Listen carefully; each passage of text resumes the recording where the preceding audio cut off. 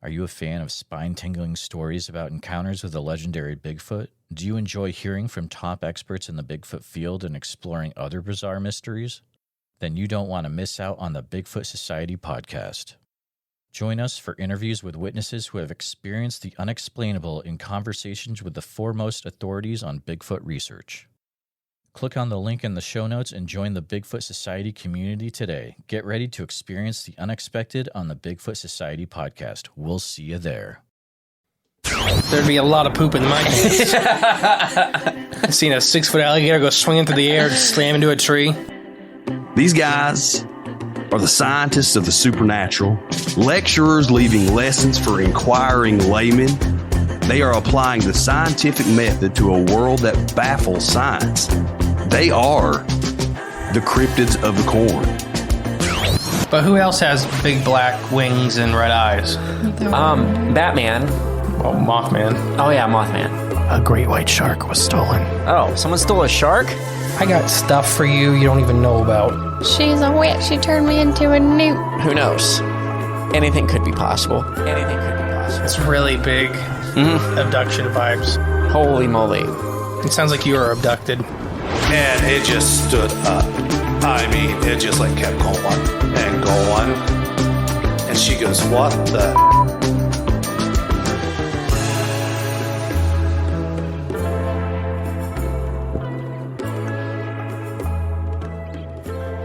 You gotta dance when you start coming in. You gotta get loose with it. Move your hips. As we're sitting in podcast chairs, which shout out to Brandy Englund.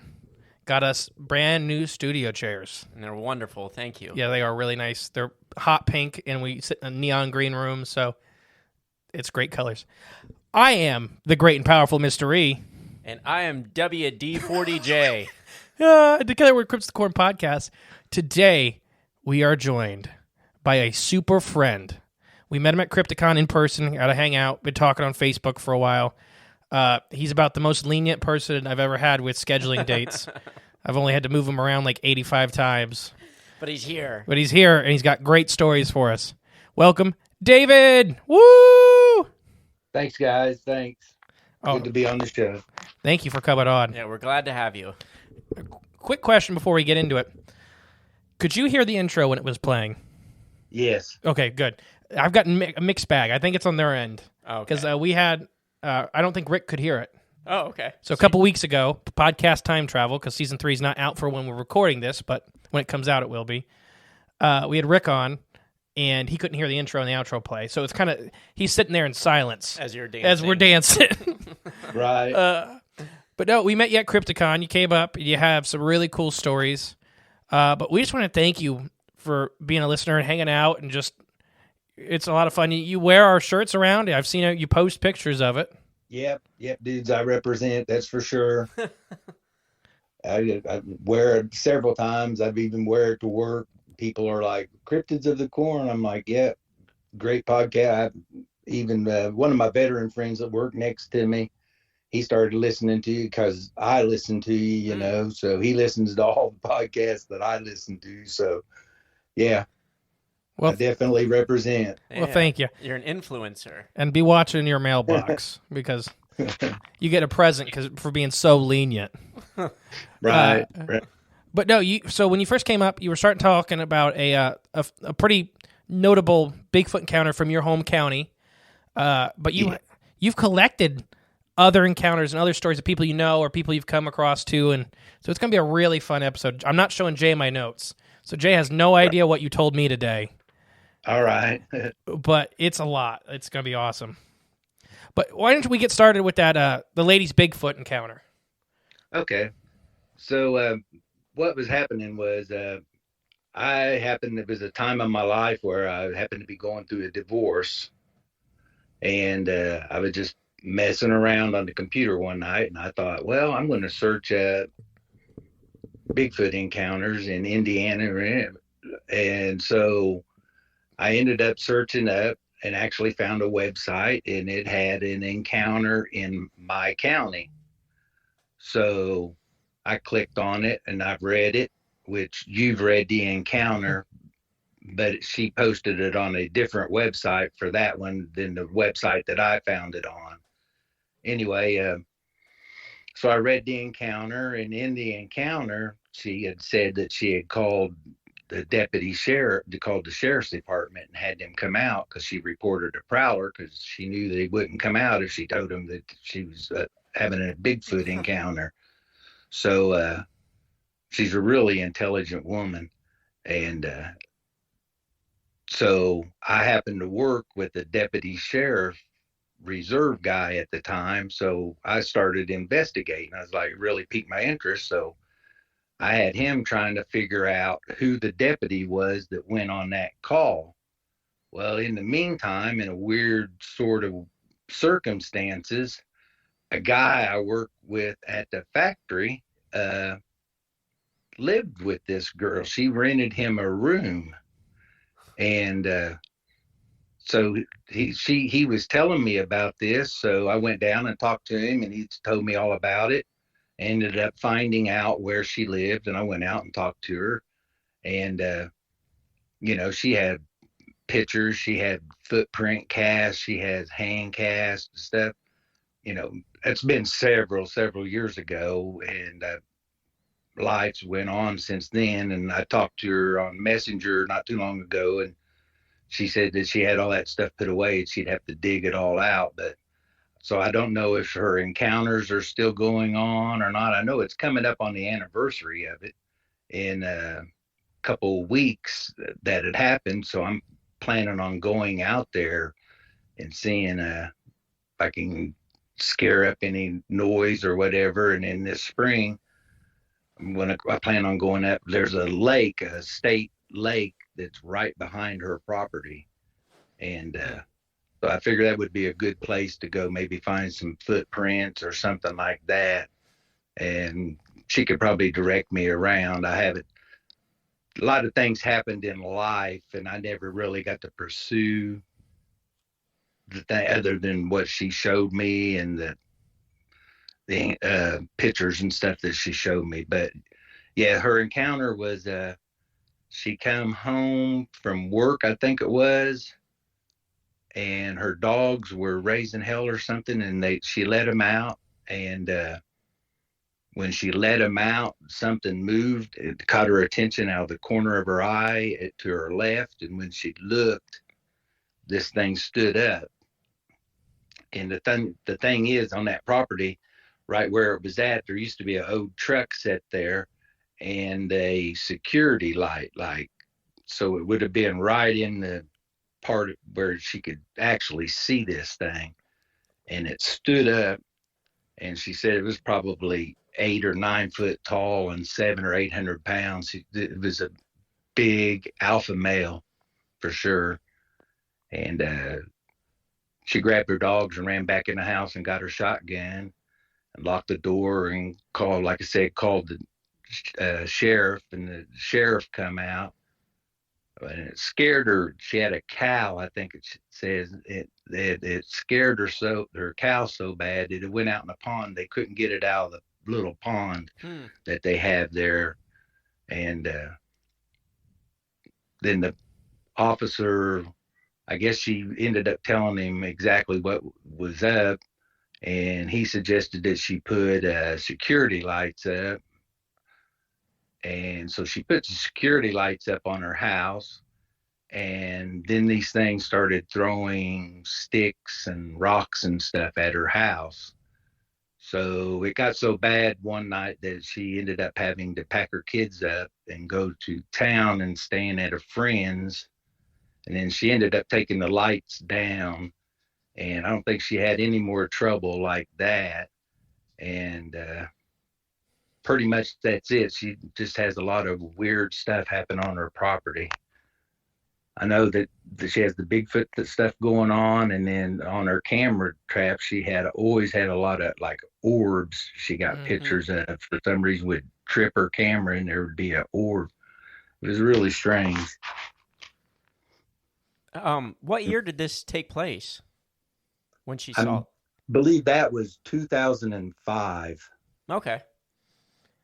And then I went out and walked around the property and I didn't see nothing. You know, I've been there a couple of times and I've never seen anything, but I've never been there at night.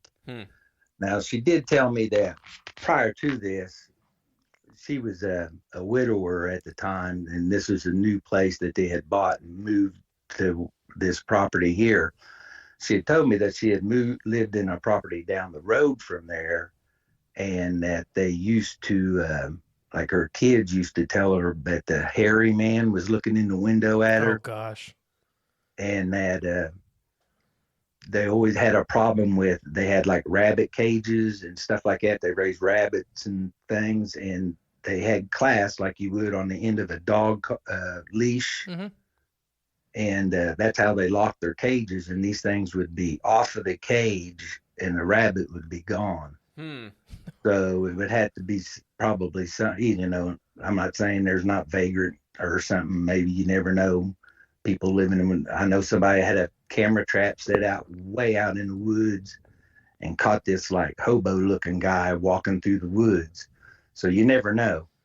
But with the hairy man stories and that her kids said, and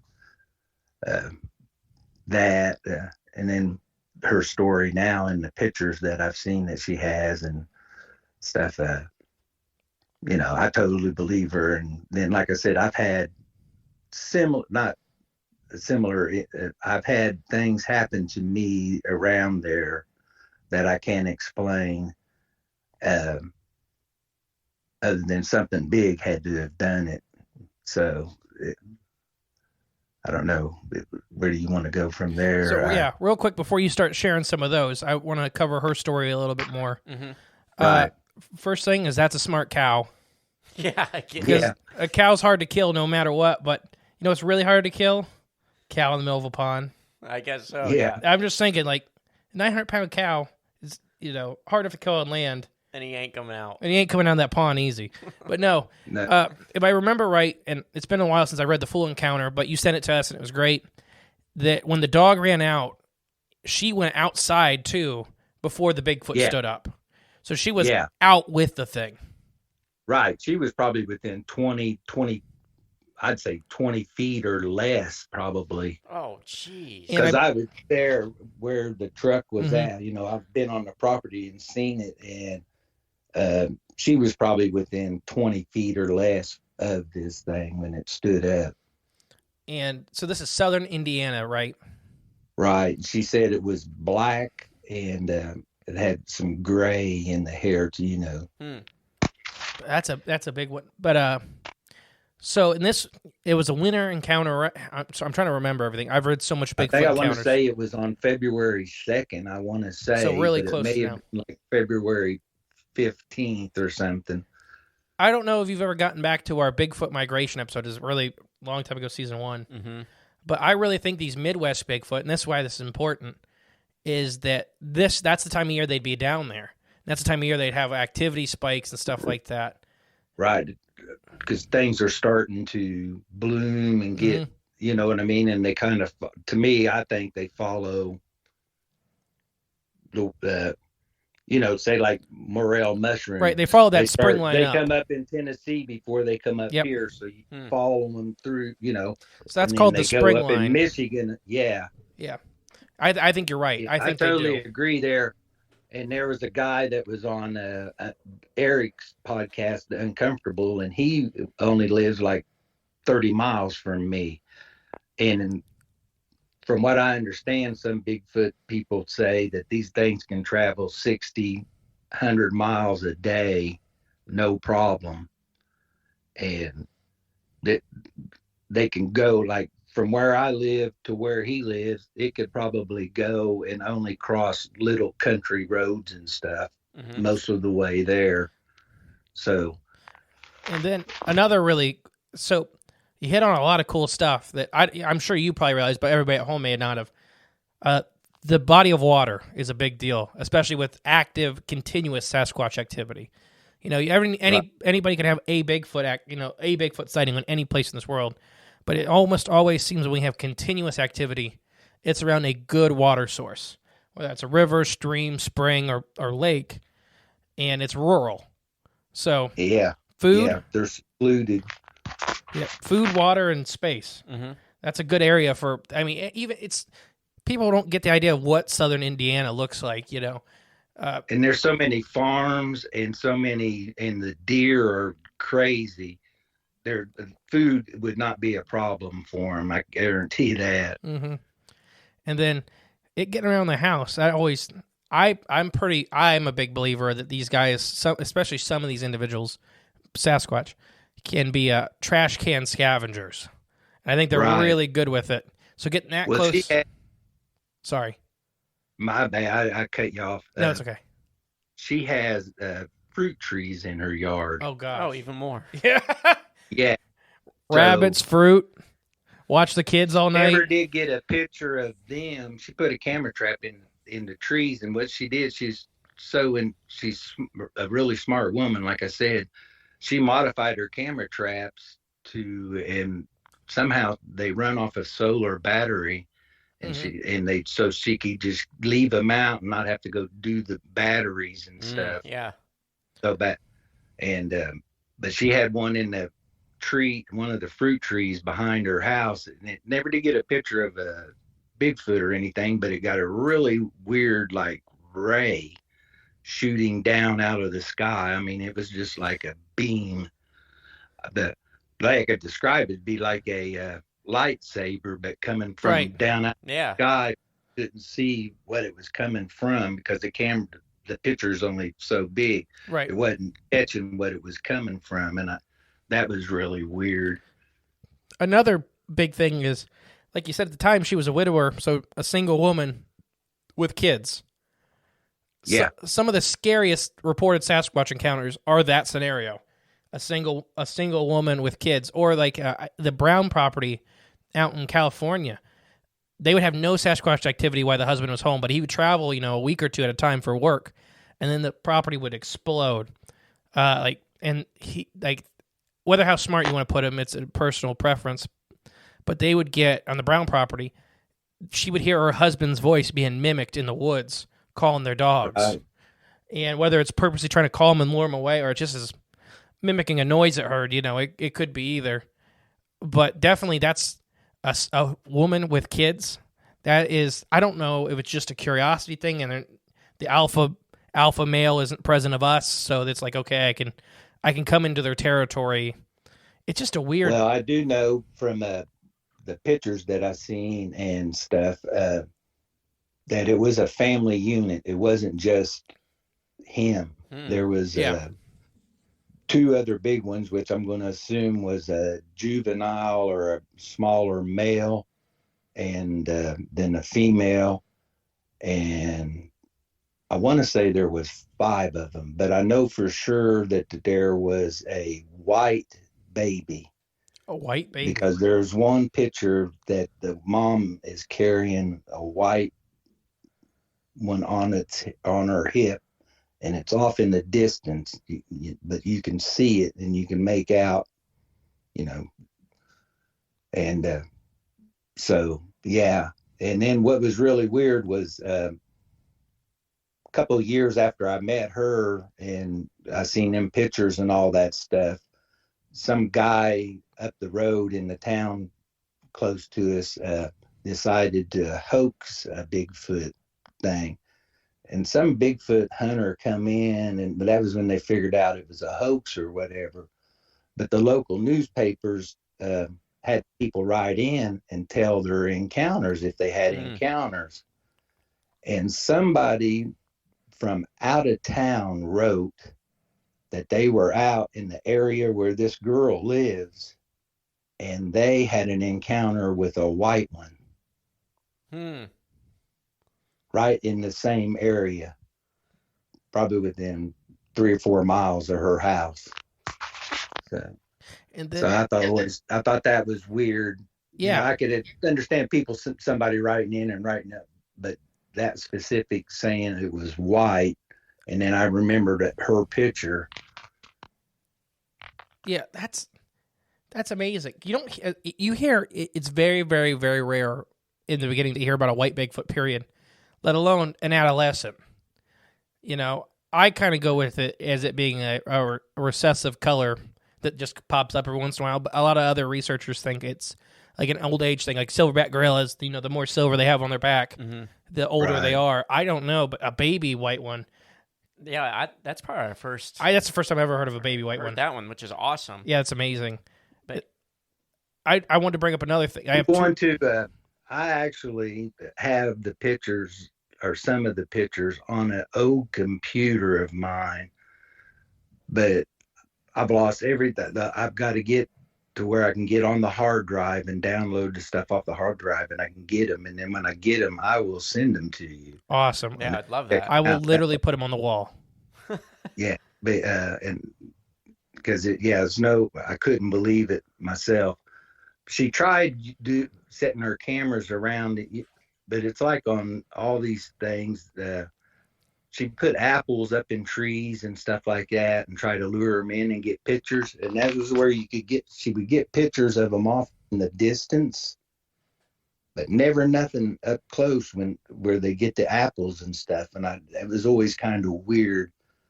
I don't know, So I don't know how they manipulate that stuff, but for somehow they seem to be able to manipulate that. So trail cameras use an infrared laser for a trigger. So there's constantly, humans can't see it and deer can't see it, but there's a little red laser that comes out the front of it. Right. And I think they can. So they can literally see like a little laser pointer in the tree, and they're like, okay, that's not right. Even if you hide it and stuff like that, they may not see the camera itself, but they can see that big bright light to them coming off it, and they're like, okay, that's not right. Like I'm not going over near there. Right. But when she installed the lights, they went crazy. Started throwing stuff at the house. And then when she took them down, it stopped. So there's obviously something that they want access to that property for. Yeah. Whether it's entertainment, watching them and the kids, whether it's a food source of the rabbits. I don't think it's that, because I don't know how many rabbits they had, but there's only so many rabbits you can take. Yeah. Well, I'm thinking at the house, she didn't have none of that stuff. I think she had the cow, and that was about it, and the dog. I think she left that behind when her husband passed away. I think that moving, she didn't bring in the animals or nothing like that. She may have had some chickens running around. But she didn't. So she moved, I guess, not too far away, right? And then whatever. Right. I think I haven't been to her other place, but the way I gathered from talking to her, it was just down the road from where she lived now. But these maybe in a more secluded, more woodsy part of the place, because like right down the road, coming up to her house, there's a lot of woods and stuff like that. And like I said, depending on which way you're coming in, but the one way, if you're coming from town on the right, we've got the state forest, and that goes for miles. And it's awesome. It seems like they kind of followed her. So I was going to say this: if you want to go really positive with it, so her husband passed away at the old house, and then she moves to this one. So if you want to go, I don't know how I feel about this, but this is a thought that they could be watching over them, knowing that the husband is dead. Mm-hmm. That like, okay, now this family, like, we've been going through these guys. We know the kids, like we watch them and all this stuff. Now dad's dead, so we should help out, watch over him. Maybe something. I don't know if that's just a thought that popped into my head. I don't know how I personally feel about that. Or just checking in. That but they have a real interest in kids, and I don't think 99% of the time I don't think it's a bad thing, like a scary thing. Nefarious. Yeah, nefarious. Thank you. Yeah. I don't think it is. I think they're not scared of kids. They're entertaining, and I personally believe we're closely. I don't know where they fall in our family tree, but I think we are related to most Sasquatch. So it's like watching something another animal that's intelligent. So I can definitely see them enjoying that. But then you have the other side of it with the paranormal Sasquatch.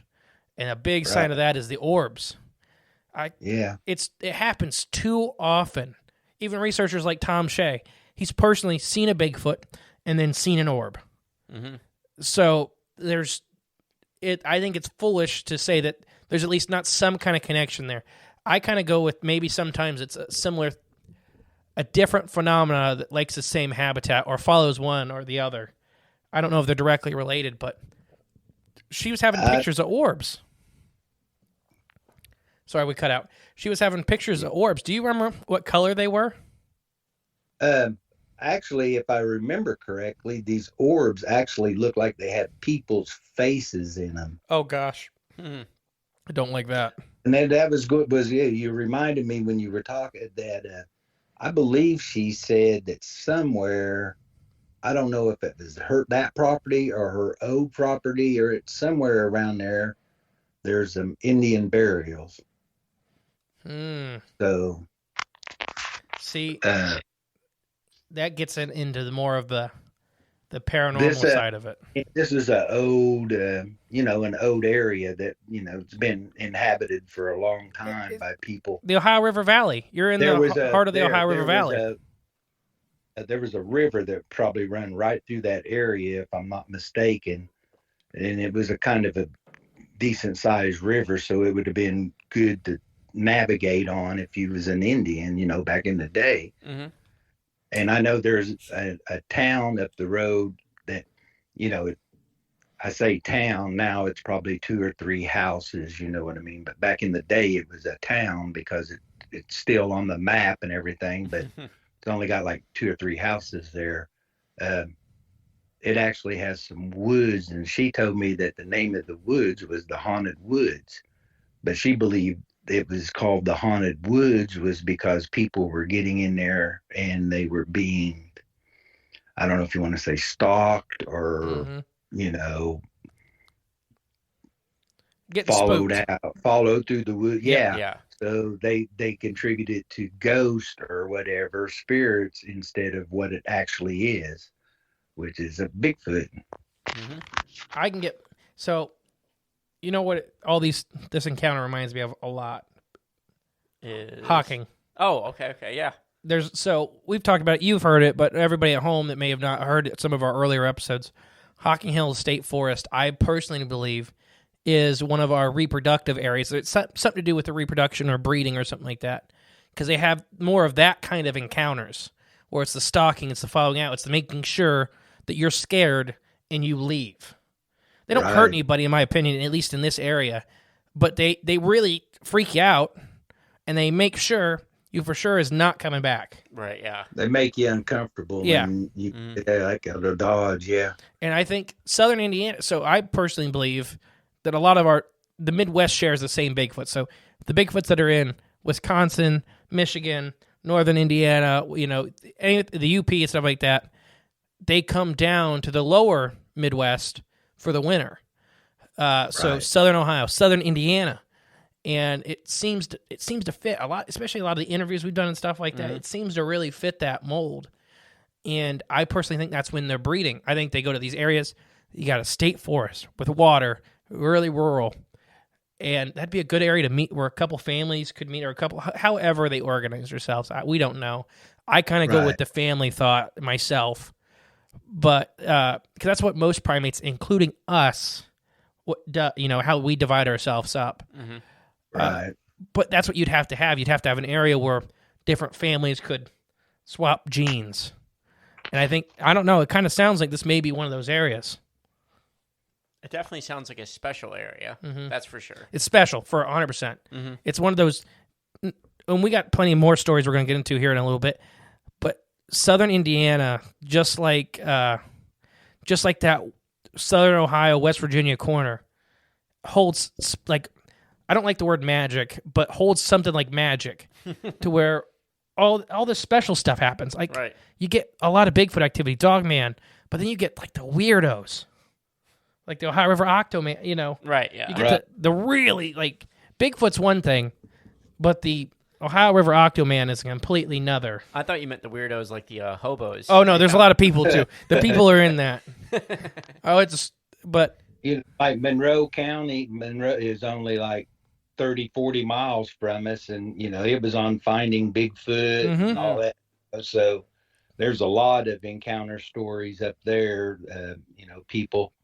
In fact, I got some pictures I can send you of a guy that lives up that way, and he was out we had a snow and nobody had been outside. He got some footprints going on through his property, some big footprints.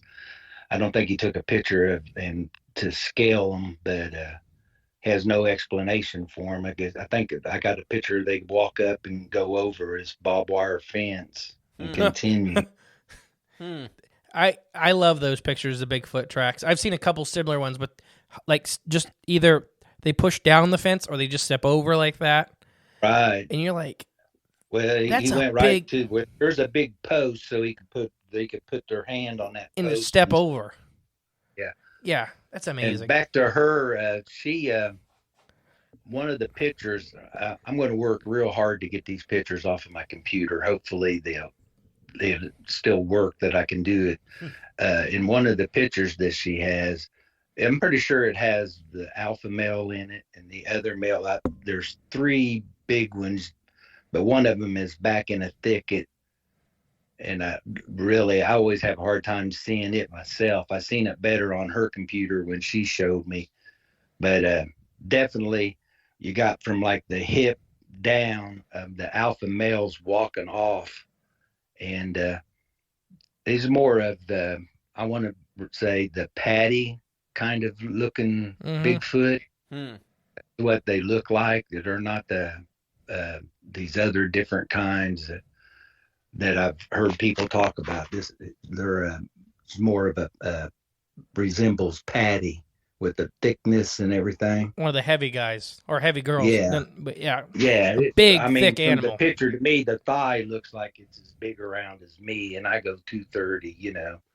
So So when I had my Bigfoot encounter, it was definitely one of the heavy set ones, the big ones. And we've had people on the show that have had that kind of stuff, and then we've had the ones that are the more thin ones and stuff like that, And short ones. Yeah, little ones. right. But why don't we move into some of your personal encounters you had in this area? And by the way, you've done amazing research. There's a lot of people we know that call themselves researchers that don't do that much stuff like that. Well, You're a great researcher. I'm by far no kind of like, I'm not one of them Bigfoot guys. I do what I can do whenever I can do it, because I do work in a factory and I don't have a whole lot of time and stuff like that. But I do what I can do. Now I have a girlfriend now who's really interested in this stuff. So I think we're going to try to get out and see what we can do this summer. Awesome. That sounds like fun. Yeah. So yeah, So tell us some of your personal back to my experience. own personal kind of thing. All right. So when I was a very young kid, I was like maybe 8. I remember going with my cousins to some of their high school friends, which was by a lake that is by where I live. And it's a really secluded lake. It's different from the lake where the girl we were just talking about. It's a lot smaller lake, and it, like there's probably millionaires that have lakes this size on their property, but they call it a lake. It's also a state preserve and stuff. But back in the day when I was little, they had camping and stuff there. But for some reason, I don't know why it is, but people say things through your life, and it may just be, you may have only met this person one time or whatever, and they'll say something and it'll stick with you and it'll stay with you your whole life. And I remember these people talking about the hairy man or whatever. I think that's what they called it, the hairy man. Well, they lived right down the road, a country road from this lake, and we went up to that spillway and walked up and climbed the dam and went over the top of the dam, and we were standing there looking at the lake, and over across the lake, which there's really nowhere, I mean, you'd have to walk through a bunch of woods and up a big hillside and everything to get to this. There was a little opening, but there was like a 10 or 15 or 20 foot cliff drop down to the lake. And then from that cliff drop back to the woods, there was probably a 20 or 30 foot opening of green grass, a field or whatever. And I can remember standing there, and this was right after I heard them talking about this hairy man thing, and something brown come out. We don't have bears. We didn't have bears in Indiana at that time. Come out of that woods and squatted down on that cliff thing and just sat and watched us. And then I don't remember if they got freaked out or whatever. We left. And that I always remembered that. Later, when I was older, probably 13 or 14 years old or whatever, I think it was probably that age, we were camping out there. And me and my cousin, he was the same age as me, we grabbed our fishing poles, and it was probably, it was dark, so it was 9 or 10 o'clock at night maybe. And we went down over the hill and where people tied their boats up and stuff like that. And we didn't have a lantern or anything. We had some flashlights, but around where you first pull into the lake there, they had some security lights, so it shined a little bit of light. And then, so we were fishing for catfish there. And we kept hearing something walking up on the road behind us. And we thought it might have been our dad trying to scare us or something like that. But then after a while, this big limb broke and cracked. It sounded like a tree coming down. It popped so loud. And so me and him, we got scared, and we got our fishing poles up and went back up the hill to where our parents was and stuff. And the next morning when we got up at breakfast and stuff, we headed down over the hill. We was going to check it out and see we ended up finding this tree limb that had broke. The thing was, it wasn't a dead limb. It was a green tree limb. And it was probably 10 or 12 foot up off of the ground. And it was at least probably 8 inches in diameter. So something had to be strong to break that tree limb. So 8 inches, sorry to interrupt you, but everybody at home, I hear people think that sometimes say that like stuff like that's not that hard to break. That's 2 4x4s. I'll give you $100 if you can break one 4x4 with your hands. 8-inch diameter. That's you can't break a human can't break a 4x4, let alone an 8-inch diameter green. Right. It was green. Yeah. If it was dead wood, that's something different about it. I wouldn't even be thinking about it right now. But it being green, me and my cousin was like, what the heck? What could possibly have broke that? And it freaked us out a little bit. I'm just trying to picture in my head how it broke it. Did it reach up and just pull it down? I think they snap. Or personally, try to like pull itself up. It was stuck off a tree at an angle, and it just reached up and broke it down. I guess. Yeah. You were probably, and we've had other people on the show too. I think you were probably in his fishing spot. I gotta get these kids moving. So for your first encounter, how old was the oldest kid in that group? It was me and my cousin. We were like 13, maybe 13, 14. When you seen the brown creature watching you? Yeah. Okay. Oh no, when that happened, I don't remember how many kids there was with us, but it was a little, there was several teenagers and then me, and I was probably the youngest. I don't know if there was any others that was my age or not. I think it was just other teenagers. I think maybe my cousin may have been babysitting for me or something, and I had to tag along with her. But that's another interesting thing is it's all groups of kids. Again, in this area-ish, having these Bigfoot-like things. Because, like you said in the message, you didn't personally see them in either of these encounters. but it's very Bigfoot. Or you seen him in the first thing, but you couldn't tell what it was. Right. But very Bigfoot-like behavior, is what we, at least what we understand is Bigfoot. Well, right close to there, I was talking to a coworker one day about this subject, and he was telling me that he was camping out right up the road from there, probably within a mile, and that he was laying in his tent, looking out the door of his tent, and he watched a brown one run across the field in front of him. Wow. I don't even know what I'd do.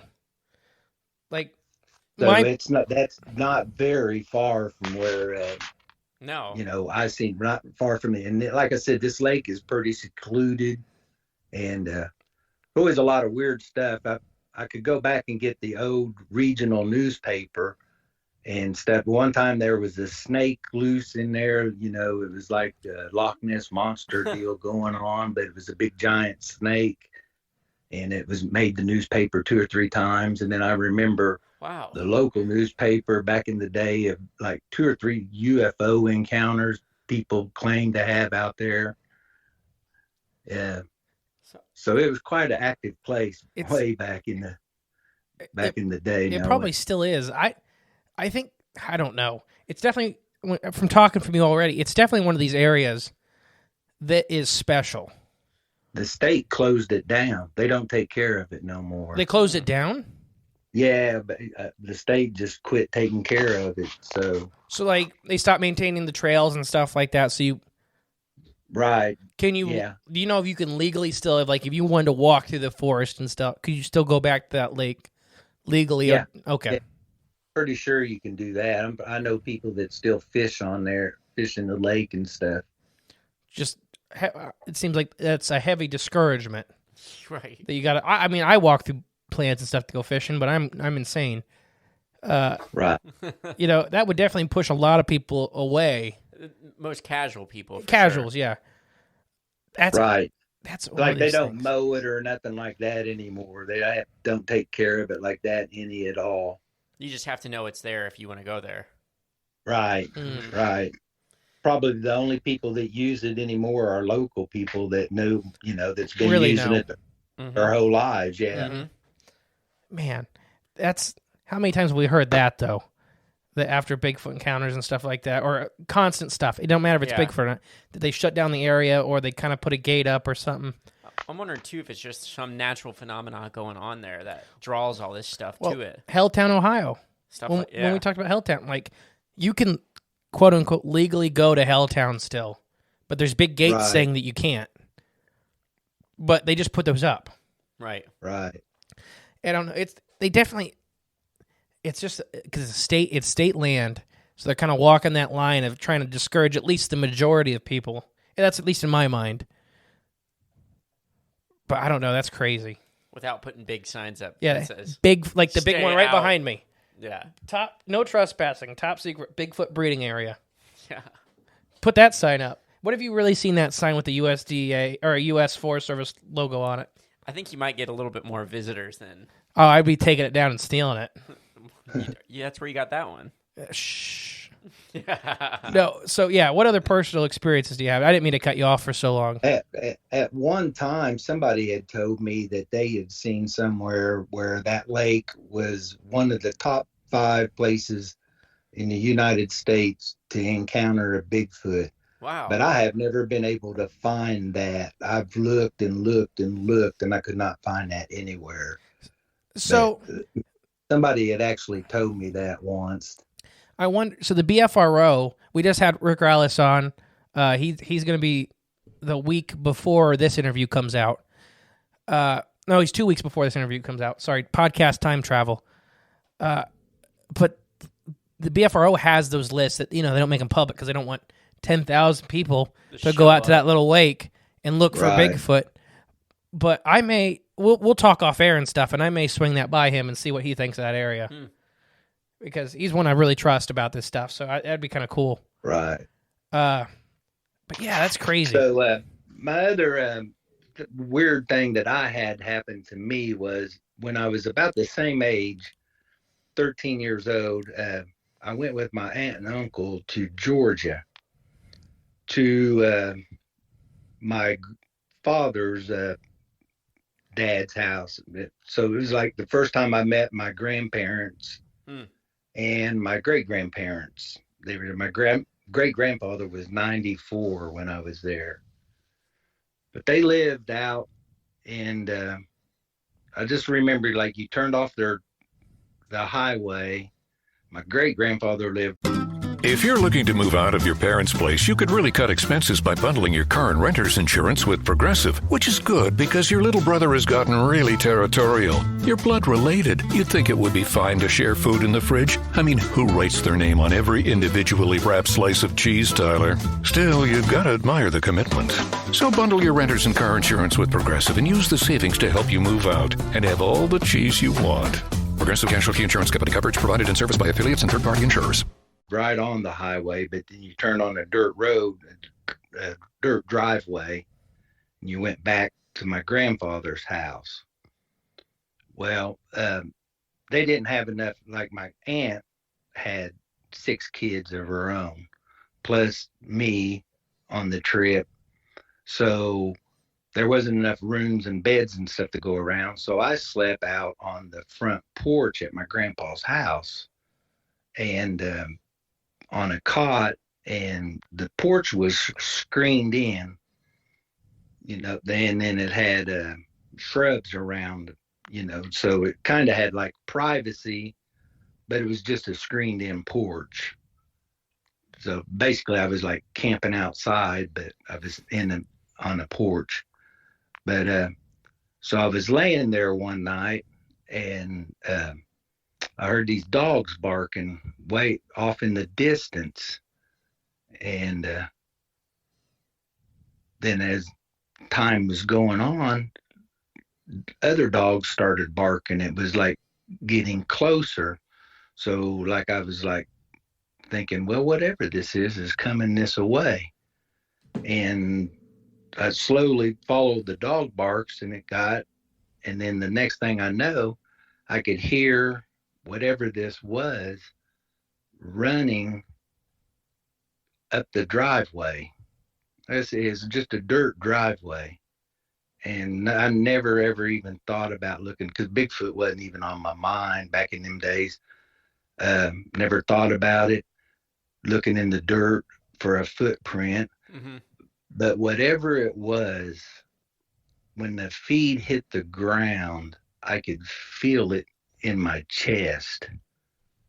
So I don't know I've heard, I never really put 2 and 2 together till like when I started listening to Sasquatch Chronicles, and I heard a lot of people describe the same thing, that when these things move, they could feel them inside their body. So that's why I was laying in that cot, scared to death, and it stopped out in our front yard, out in my grandpa's front yard, and ate something. I don't know what it was. I could hear it crunching bones. Whoa. I could hear it eating something, and that probably lasted 5 or 10 minutes maybe. And then it got up and ran back out the way it came. And went back up the highway or whatever, the way it came. I could hear the dogs barking exactly in reverse of the way it was when they come in. So like I said, I never seen nothing, but I don't know anything, any animal that could rattle your chest when it run, that you could feel it in your body. The only thing that I've ever been around personally, I've been around elk and stuff like that, and I've never felt, like, I've been close to elk and never felt them walk. The only thing I've ever been close that I felt walk was a bison, just to show you how big an animal it takes to actually, like you're saying, feel that movement in you is a very, very large animal. Yeah. I mean, Dogman don't do that. People talking about dog, and they don't feel them run, because even though they're 6-7 foot tall, they're normally a lot lighter built than a Sasquatch. And I could hear it breathing. You know what I mean? It was like, it was a Just eating so something. it wasn't.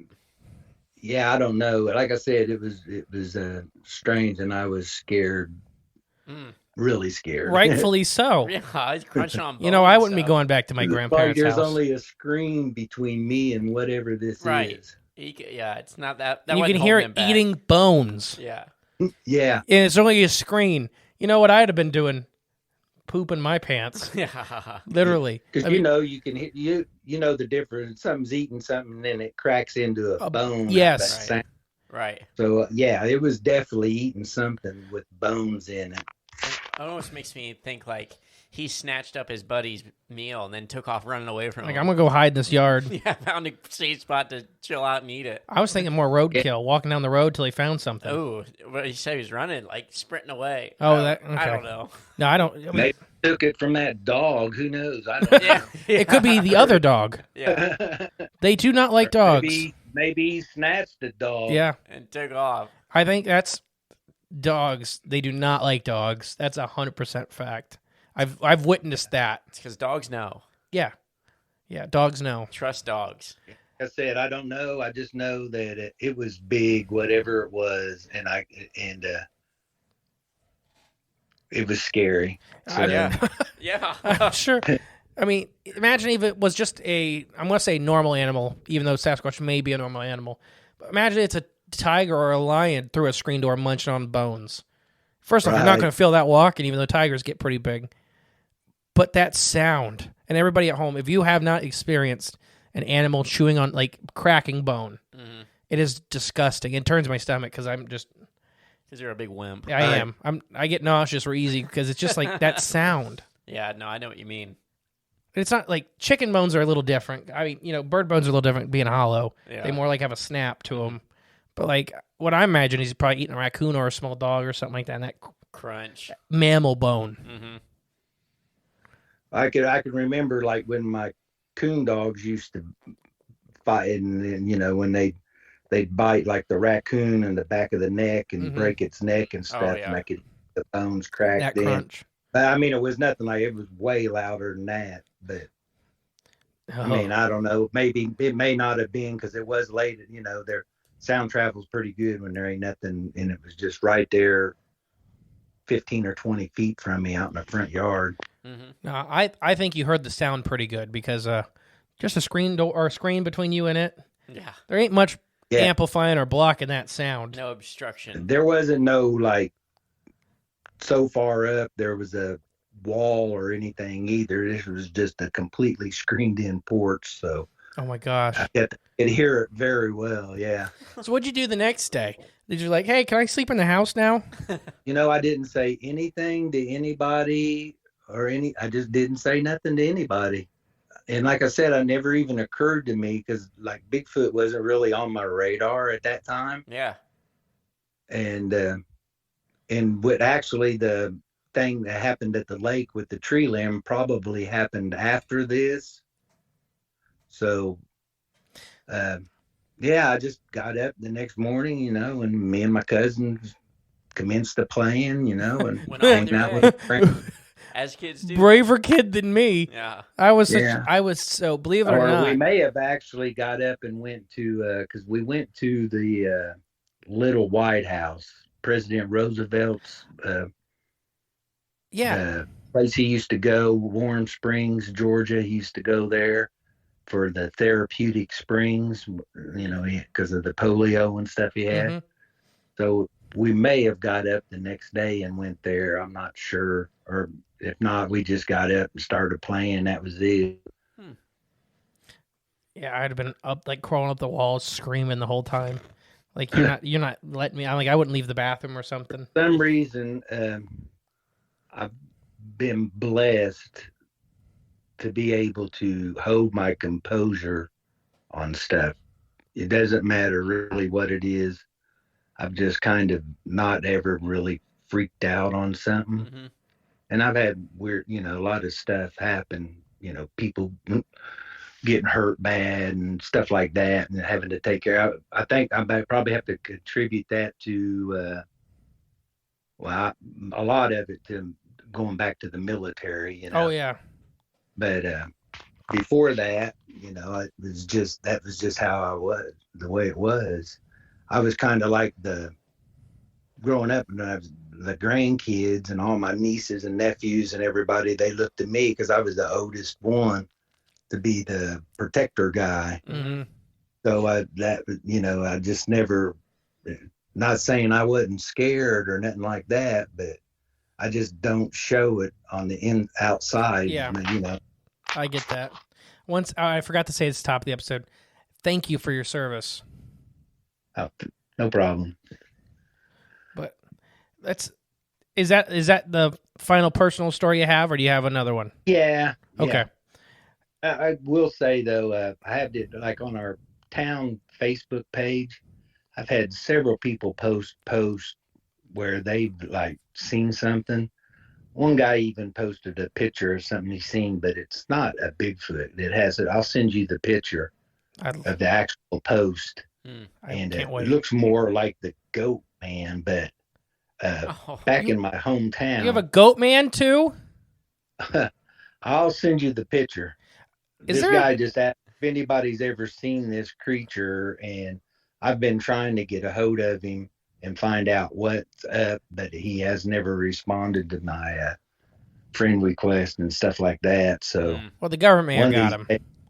I'll get, I think he moved away, but I know his dad. So hopefully one of these days I'll get a hold of him and find out exactly what went on. But when I was a kid in our town, there was always the thing about, it was called the Cat Man. They would be like, the Cat Man's going to get you. Don't be doing, don't get caught out there. The Cat Man will get you. And I think that it was probably a misidentified Sasquatch. Yeah. That's what I believe. I don't think we've heard of a cat man. So the only time I ever have was on, I'm sure you've heard the podcast, Barry, on Monsters Among Us. That was me and Emily's first podcast that we got us into this stuff and everything. Derek does great. Derek's another Ohio boy. Literally, he went to school in Bowling Green. Oh, wow. But he had a story on there where two kids seen a Black Panther, and I think they were in Illinois, and they're like, okay, so, they're watching it, and then it stood up and ran away like a man, and they're like, they were already thinking like they were seeing the coolest thing ever because it's like a big cat. Because they'd heard their dad talk about the big Black Panther that lives on the property. Mm-hmm. He's like, it doesn't mess with anything, but if you see it, just go the other way. Yeah. But then it stood up and ran away like a guy. I wonder if it was going to Catmandu. Catmandu. But no, I believe, I used to think before we started doing the stupid Wi-Fi, I used to believe before we started doing this that like a lot of the Dogman sightings were misidentified Bigfoot, and I think some of them still are. Mm-hmm. But I used to not believe in Dogman at all, but now I fully do. I mean, we've had people we've talked to. Right. It's a whole different thing now. But so I wonder. Daughter's story. So. What'd you say? I said I'll be telling you my daughter's story. Yep, so. That's the next one on my list. But yeah, there's always been some kind of weird stuff going on down in our town. So I don't know. So far, we've got a Bigfoot, a cat man, a potential goat man, a goat man. Now, I got one question before we move on to your daughter's stuff. Is there a government base around? Well, there's a military base, a Navy base. There's a Navy base in Indiana? Yeah, that's strange. Yeah. What's the Navy? Crane Naval. They do this. I don't know exactly what they do there. You know what's really weird? I know a guy that used to be a security guy there that had a Bigfoot encounter on that base. And I don't know if the guy's still alive or not because he was quite a bit older than me, but his story made like the newspaper. You know what's weird is that in Idaho, is Idaho the one with the finger? Yeah. Okay. So Idaho, there has a Navy base in the finger on a lake that's completely private for the government. And that forest around there has some of the weirdest encounters in this country. And then if you look at Point Pleasant, had the TNT plant that was actually being used as a secret government base. And these areas, I don't know. I think there's something there personally, that whether it's They purposeful don't or have not. they have a lake on there because I've actually fished in that lake, but I want to say it was a munitions place, but I don't know what it does now. Point Pleasant, West Virginia. TNT plant mostly produced ammunition, quote unquote. Yeah. It definitely seems like one of these weird areas. So, are you okay to move on to your daughter's story? Sure. Okay. Jay can't see my list, and I'm purposely doing that because it just keeps getting crazier. It does, yeah. We're uncovering things, though. Oh, and yeah. here's the good thing is, since I talked to you last time, I actually had a chance to talk to my daughter more, and she told me more about it. Awesome. So I have more details than that. It was her and my stepson. I call him my stepson. It's a kid that I helped raise. He's actually from Kansas City, but he's my son's best friend, and I helped raise him, and he lived with me for a couple of years. And he come back last year for a little while, and him and my daughter were coming back from a town down the road from us. And so they were cruising, 55 or 60 miles an hour. And I think where this encounter happened to be a straight stretch. So I know that they were doing 60 mile an hour. And she said off in the field off to her, which would have been a cornfield that had been harvested, she seen this creature running. And now that I found out that the creature had a dog in its mouth. And the dog, she said, looked to be as big as her dog. Well, she has one of them brindle looking dogs that kind of look like a boxer, but it's not a boxer. Yeah, so like a 60 This to 80 dog pound probably dog. goes 65 or 70, Okay. 75, 80 pounds. Her dog is a big dog. Mm-hmm. So anyway, she says that she's looking and she's watching this thing. And Brandon, my stepson, he confirmed too, that they were watching it. And my daughter knows her animals a little bit because she worked for the Trappers Association. And she knows them dudes off that do the Mountain Man show and stuff like that on the History Channel and stuff. So she's really into trapping and stuff. So she knows like raccoons, foxes, coyotes, stuff like that. She knows them. She says there wasn't nothing like that. So this thing's running with a dog in its mouth, and it runs in front of her car. And she said that its back was higher than the hood of her car, which she has a Toyota Camry. And it didn't have no hair on it. She said or hair that she could see, but she said it was ripped like a bodybuilder or whatever. And it run across the road in front of her and down over the bank and into the woods and was gone. And this is. And that, I was just saying, this is still in your same town, same area. yeah, right down the road from us. Yeah. You need to move. Yeah. What is going on? A ball. So either had, and there's some species of canid that have that tight hair, and I mean like tight to where you probably couldn't see it. But I've never heard of a Dogman ever that have been described as either hairless or hair we couldn't see. Oh, did she say what kind of creature she even thought it Oh, was? She wants to say a chupacabra.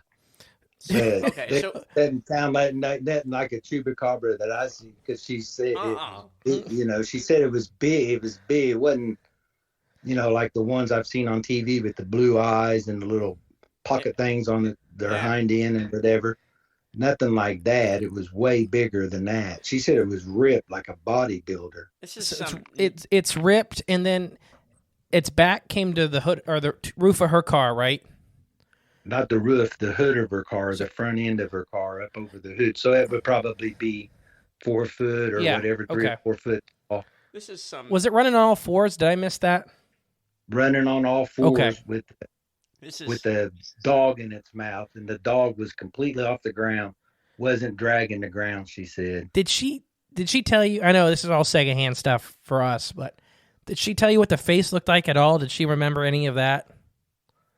No, she didn't really go into too much detail. I think she said it looked more like a coyote or a dog or whatever. I'm sure that hanging dog was the majority of focus. Yeah. That's what I'd be watching. Like, oh, there's a dead dog in its mouth. Just trying not to run into it. Oh, I just sped up. It was coming straight toward her, across the field, like coming at her car toward the highway, and then it just zipped in front of her car. Oh man! Didn't slow down or nothing. My car is cheap. I would have just turned and ran right into it. I would have went over a ditch, a fence row. I don't care. I would have ran this thing over. Did she say what color the creature was at all? I want to say she said it was like gray, like that gray blue. Yeah. So it does sound like a souped up kinda version of the chupacabra, the American chupacabra. Yeah. Which is like a Zolotl dog, which everybody that don't know, that's the Mexican hairless dog. Or it's got that blue-gray tint. That's what she's sticking with, I said, you sure it didn't look like a dog man, or wasn't a dog? And she said, I think it was a chupacabra. So that's what she's going with. So our season opener's already come out by the time this episode comes out, but we did the Puerto Rican chupacabra. And I'll tell you, either chupacabra, you could kick to death. I'm fairly certain. Not this. I don't think you could kick. This is not a chupacabra because I don't think if you kicked it, I think you'd be dead. Yeah. It's going to rip your leg off and beat you to death with it. No, it almost sounds. We did an episode on Patreon about devil monkeys, and some of that's the size. And I don't think they're actual monkeys. I think they could be more canid. But people see the snout and then the tail, and then it kind of moving like a human. I could definitely see the devil monkey angle because they're nasty. A lot of those stories are hyper aggressive, attacking cars, ripping up hoods. Like while people are in them, like them trying to get the people out of the car. Right. Yeah. Still one hell of an encounter, though. Yeah. No, I'm not dismaying the encounter. I'm just saying it is an incredible. Oh, I'm not either. My mind is just like, and it's jacked. Yeah. I would be scared. Yeah. That's what she said. That's exactly what her words was. Jacked. It was jacked. It was. Because like, her boyfriend's kind of a bodybuilder kind of dude, So she said it was definitely muscled. She should have told him to get out of the car and go fight it. Yeah, right. He wasn't with it. Brandon was with her. Brandon was with him. Sorry. They're friends. He's the one. He's the one that actually had the reptilian encounter in Kansas City. Shh! Dang it! You spoiled it for Jay. Oh, I'm sorry. No, I'm just picking on you. I'm picking on you, David. No, but this is a crazy. I don't know if I'd call this a dog, man, but I don't know if I'd call it a devil monkey. I'd call it a hybrid experiment. That got free. It does. It's either that or freak of nature. I was gonna say no for the end portal areas. Like this could be I'm a big thing with like these really really weird cryptids that are kind of one off. I believe everybody that talking to you and I know you. I believe everything you've told us, and I will believe everything you tell us. So to me, that leads me to more the interdimensional idea that these are not native to here. Like Sasquatch, I believe, are native to, at least somewhat native to this earth. But these things are weird. Jacked. Yeah. And like I said, this area is kind of strange. There's a lot of strange. Putting it mild. It's kind of strange. We got to talk to Tony about doing that documentary out there. Yeah, that'd be we'll have sweet. David take us around. This is where the reptilian was. This is where the dog man was. This is where the cat man was.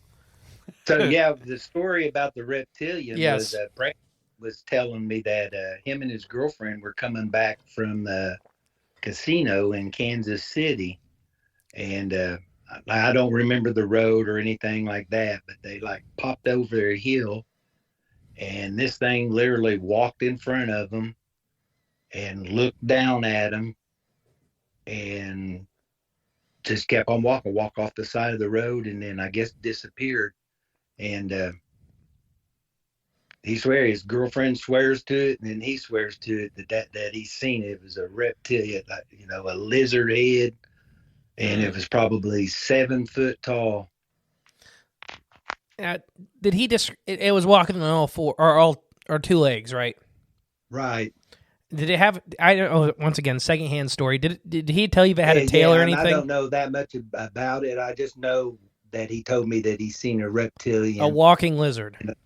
Yeah, and then we got off on other subjects, and he never elaborated too much more about it. And then he went back to Kansas City, and I haven't really got to talk to him much since then. But like I said, he just said, like, he didn't say if it had clothes on or if it was it was a human that transformed it into a reptilian and was walking across the road or anything like that. All I know is he said it had a lizard head and a lizard body, and it was like 7 foot tall and walked in front of his car, and he stopped to keep from hitting it in it. So he saw it, got a real good look at it. You know, we've been doing this for a while, and I've been reading this stuff for a while. I can't think of any other lizard man or reptilian from Indiana. No. Well, this was in Kansas City, Kansas. Oh, it's Kansas City, Kansas. Yeah. I can't think of one from Kansas or Missouri. I don't think we're in Kansas anymore. Yeah, I don't think he's from Kansas anymore. No, that's crazy. We know of one down south. And, you know... Well, I know there was a reptilian story out of Evansville, which was southern Indiana, about some woman that I watched it on one of the shows, where the woman got attacked in the Ohio River, and it was a reptilian thing, and the military showed up to her house. Was that in Evansville, Indiana? Yeah. Because that sounds like the green-clawed beast. And it's not far from that Stottsville or whatever, Kentucky. It's got where that Bigfoot stuff was going on back in the day. But it's just right across, I mean, the river's right there, and then you go not really far, and you'd be at there. Spottsville, I think is the name.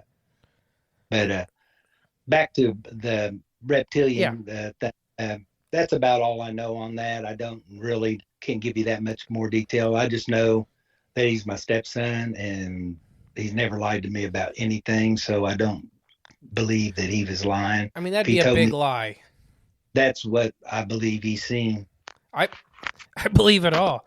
And that's the thing, is it's crazy. Mm-hmm. Not because it's just so much. And I know that one was in Kansas City, Kansas, but the rest of it being in your kind of home area, it really. And then the government base, especially specifically the naval base. Yeah, it's strange in Indiana. But that's the same one in Idaho. Right, exactly. There's a naval base in Idaho where it has all that weird stuff that's not connected to any body of water except a lake. And they test. If you look it up, everybody, I forget the name of it. Look up what that purpose of that naval base in Idaho is. It's for submarine testing. Well, see, this one, it has its lone lake on it, but it's not connected to no ocean or anything. It's in the middle of the hills in southern Indiana. Right. What a very strange spot to put a naval base. A naval base, yeah. Yeah. What am I even going to title this episode? The David Spectacular, Bigfoot, Dogman, Catman, Lizardman. What'd I miss? Shoot, I think it's Chupacabra. Chupacabra.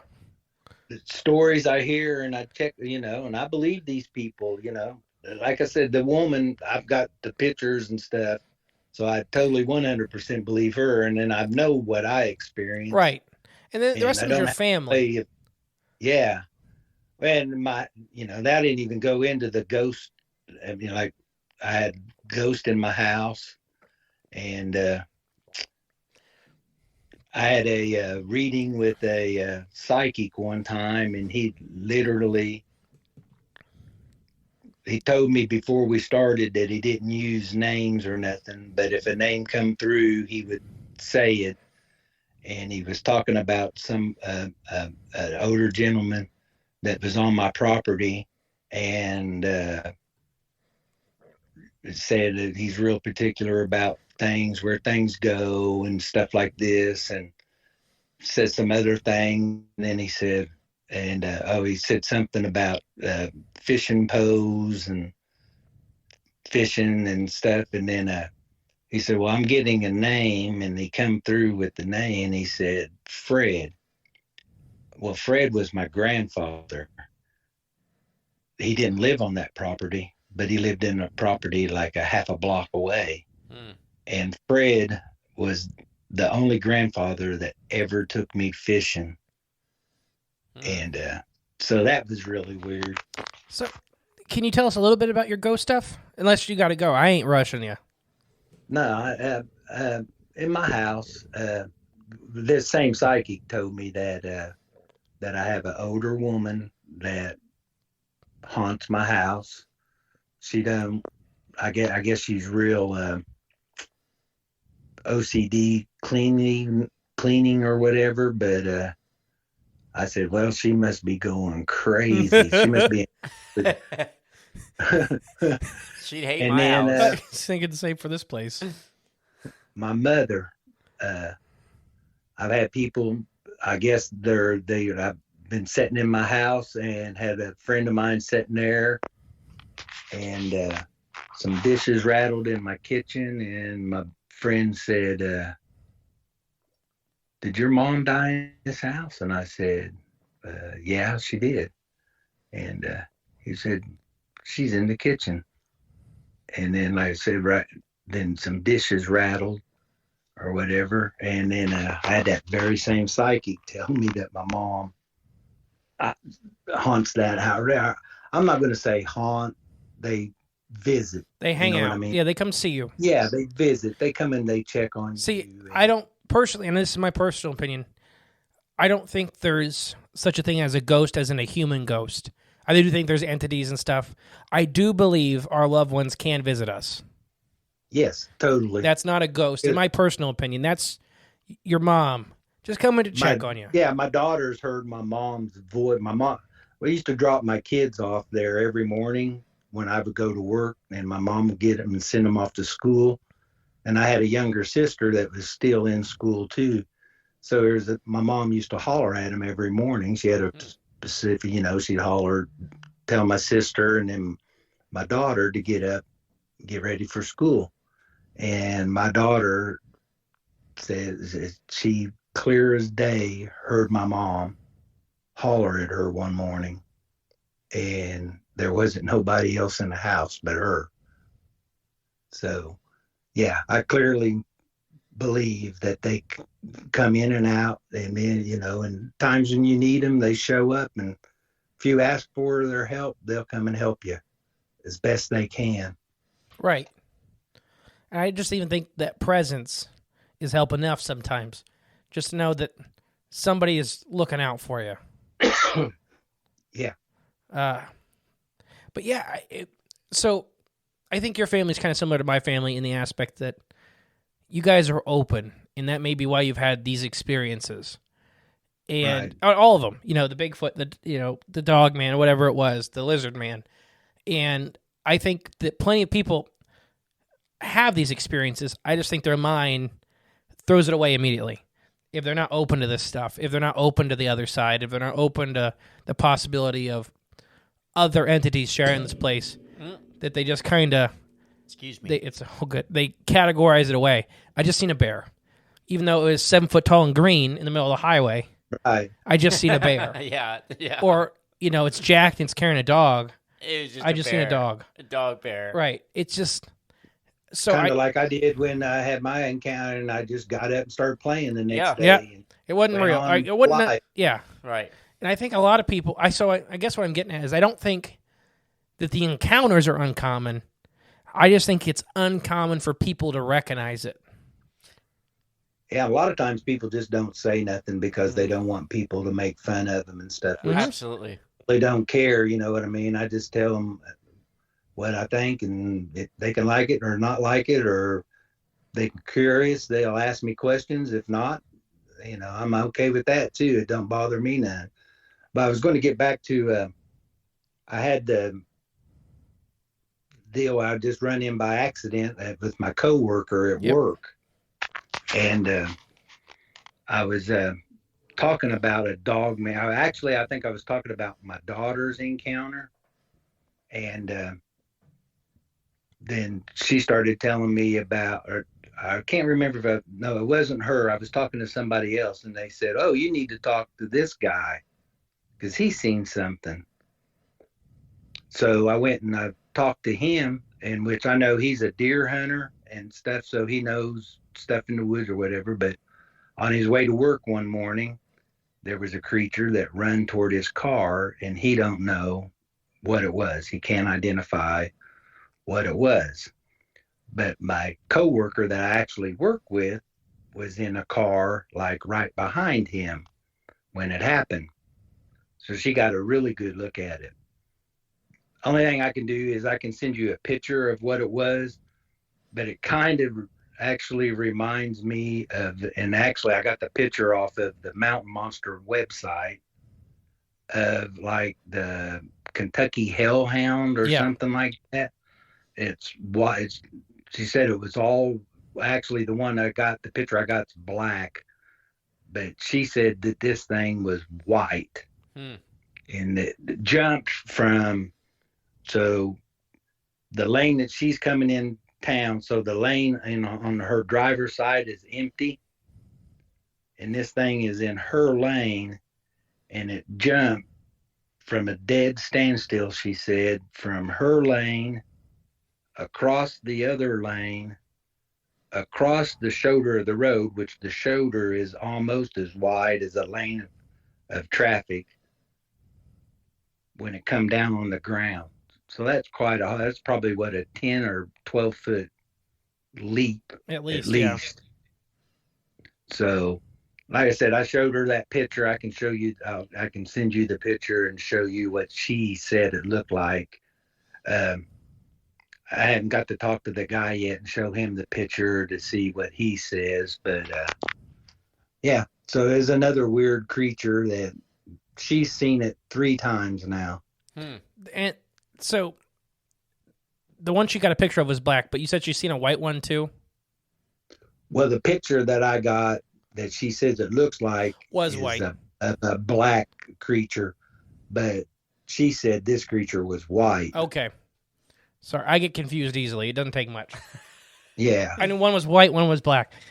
But I don't know, it's kind of weird that we just did, we did an episode on the white thing, which is kind of reported as a big white dog. But we also done episodes on the black shuck, which is kind of reversed. The black shuck is the big, scary black wolf that's probably good. Yeah. And the white wolf is the big white wolf that is probably bad. Well,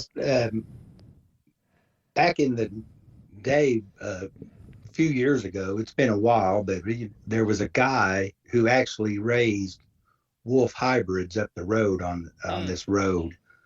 And I was told that when he got done, he just turned them loose. So I'm thinking maybe instead of white, it was more of a gray. Yeah. It may be one of these hybrids. They're big too. That's still running around. Yeah. Indiana, I will say this theory. Now, whether it is or not, I don't know. Like I said you need to start traveling with your phone in your seat. Flip up and take that picture. You've seen it 3 times, maybe you'll get to see it again and you can get a picture. They need to have one of them like cameras on top of their car, like the Google Maps well, cars. She used to have a GoPro, but it quit working. Shoot, no, we need 360. 360 everything. Every view. Real time. But no, I mean, so Indiana, from my personal experience, I used to breed and sell reptiles and amphibians. Right. And I'd go to reptile shows in Indiana. But it was exotic. It wasn't reptile shows. It was exotic animal shows, and you could go get whatever you wanted. Indiana has, I don't believe in a lot of legislature for this stuff, like a lot of laws. But Indiana has like none. It's too much. It's Wild West. Because you can have that. You could have a guy breeding wolf dogs and just release them. Yeah. Right. Indiana is weird too. You can have, I get the reasoning. You can have a king cobra without a permit in Indiana, but you can't have a pygmy rattlesnake. And a pygmy rattlesnake's just going to make you swell up, and a king cobra's going to kill you. Yeah. Right. But the reason is because it can't survive the winter. Oh, wow. We're protecting the snake. It's not the people it's biting. Yeah. that's the rules. But there used to be a guy on County Line. Do you remember the guy that used to have wolf hybrids? Ooh, it sounds familiar. When he said it sounded familiar to me. Yeah, on County Line, the road I used to live on, I drive to Lima, which is a town nearby, and I seen a wolf cross in front of me on the street, almost hit it. And I'm calling my mom. Nobody believes me. And I come back, and it's just sitting there in the yard. And I'm like, that's it. And so I went home, and I got dad, because it's only like 2 miles from where I used to live, and came back. Yeah, the guy bred them. They were raised male and female that were trained, and they'd stay in the yard, but all the pups were like psychotic. I think I know who you're talking about. Oh, you used to see, it's a big log cabin on County Line. Okay. Right when you cross the border. I know where it you're becomes talking. Reservoir. Okay. I know right where you're talking. Yeah, I mean, everybody, had 2 big wolves in the front of the yard. Yeah, that house. Yeah. Go try to rob that house. Yeah. We used to play it. I haven't gone on many side tangents because you've done such a great job of keeping the show flowing, but I'm going to take one now. We used to play a game when we went to Chicago. Chicago's a really horrible place. Really horrible place, anybody. And it's not. If you're from Chicago, I'm sorry, but you know. Whether you pretend it's horrible or not, you know it's bad. But there would be these little tiny women that'd be out like at 6 o'clock walking and stuff like that. But they'd have like these Burmese mountain mastiffs and stuff like that. You know, they'd have a 200-pound dog with them. And the joke was always like, it was Zach I was with. It was always like, Zach, go steal her purse. Yeah. Zach, go run up and just try to grab her. Yay. Yeah. That dog would crush your skull in 2 seconds. Oh, man. But any other stories for us, David? I can't believe the ones you've given us. This has been great. I believe them. I can't. The amount of variety is insane. Mm-hmm. No, not off the top of my head. I don't. Not thinking of anything else that I can share. Well, this has definitely been an awesome episode. Yeah, a wild ride. Everybody at home's going to love this. But I want to thank you for taking the time to come on and hang out with us and tell us this stuff. It means the world to us that you would share it with us right off the rip. Thank you. Thank you. It means the world to me that you give me the opportunity to, like I say, I follow you guys. I rep you, out in public. I pass the word. I try to get the word out. So, yeah. We appreciate it, David. Spreading the love. But, so we're going to end the show. Like I said, I'm going to do some follow-up this spring and stuff. From the time that I met the girl with the first encounter I talked about, my life has been through a lot of ups and downs, and so I haven't really got to focus on stuff like this. Really, I do the Bigfoot conference in Gatlinburg every year for the last 3 years, I think, and then I've done CryptiCon the last 2 years. So, I'm starting to get back into it. It's something, like I said, my girlfriend, she's into it. She's like, we already booked our hotel for the Bigfoot conference, so hopefully we'll get out there and I can get some evidence and I can send you. I was going to say, can we guarantee a follow-up episode? Yeah, like I said, I'm going to go out and talk to the girl and see, and then maybe I can get her to dig and get her stuff out, their cast and stuff. And yeah, I got to get pictures and stuff of it and stuff. And like I said, and I'll do some follow-up and get back with you.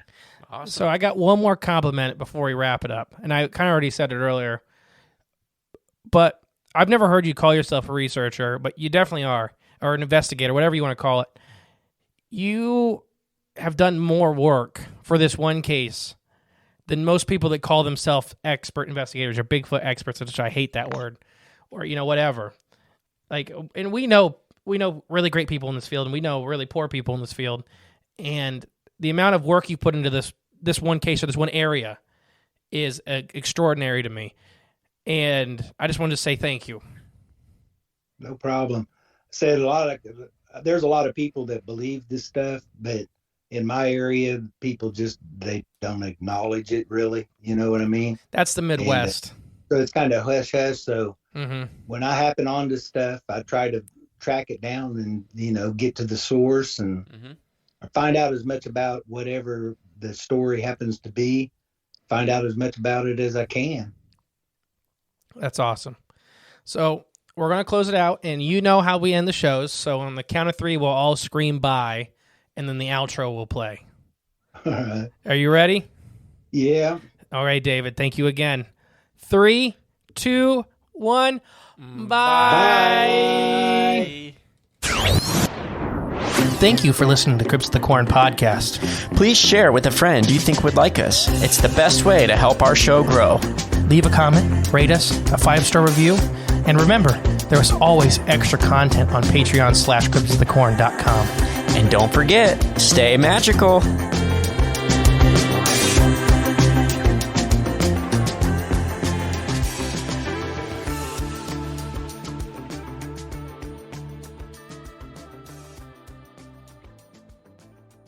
Progressive presents Adjusting to the Suburbs. You just bought a home in the suburbs, but no one told you about all the birds, specifically this one, who seems to be calling out Roy. Roy. But who exactly is Roy? And why doesn't he ever respond? Maybe Roy is just bird speak for save with Progressive by bundling your home and auto. I guess until Roy answers, we'll never know. Progressive Casualty Insurance Company. Coverage provided in service by affiliates and third-party insurers.